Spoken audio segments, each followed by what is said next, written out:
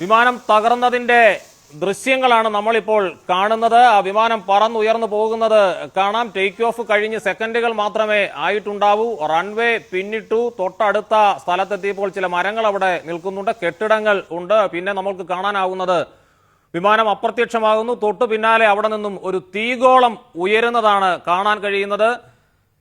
242 യാത്രക്കാർ ഈ തകർന്ന് വീണ് തീഗോളമായി പടരുന്ന വിമാനത്തിൽ ഉണ്ടായിരുന്നു. അതിൽ ഗുജറാത്തിന്റെ മുൻ മുഖ്യമന്ത്രിയും ഉണ്ടായിരുന്നു. 230 യാത്രക്കാരും 12 ക്രൂ അംഗങ്ങളും. ഒരു അഗ്നിഗോളമായി എയർ ഇന്ത്യയുടെ ഈ വലിയ വിമാനം, സാധാരണ ചെറിയ വിമാനമല്ല, വലിയ വിമാനമാണ്, അത് തകർന്ന ഒരു അഗ്നിഗോളമായി മാറുന്നതിന്റെ ദൃശ്യങ്ങളാണ് ഏതോ യാത്രക്കാരോ വിമാനത്താവളത്തിലെ ജീവനക്കാരോ പകർത്തിയതാവണം. ഒരു വലിയ ആകാശ ദുരന്തം. അഹമ്മദാബാദിൽ ടേക്ക് ഓഫിനിടെ യാത്രാ വിമാനം ലണ്ടനിലേക്ക് പുറപ്പെട്ട വിമാനമാണ്. പുറപ്പെട്ടതേ ഉള്ളൂ, പുറപ്പെട്ടു എന്ന് പറയാൻ തന്നെ കഴിയില്ല. ടേക്ക് ഓഫ് കഴിഞ്ഞ് സെക്കൻഡുകൾ മാത്രമേ ആയിട്ടുണ്ടാവൂ എന്ന് ആ വിമാനത്തിന്റെ ഉയരത്തിൽ നിന്ന് നമുക്ക് വ്യക്തമാകും. വിമാനത്താവളം ജസ്റ്റ് അങ്ങോട്ട് പിന്നിടുന്നു. ടേക്ക് ഓഫ് കഴിയുന്നു, റൺവേ പിന്നിടുന്നു. തൊട്ടടുത്ത് കെട്ടിടങ്ങളുണ്ട്, മരങ്ങളുണ്ട്.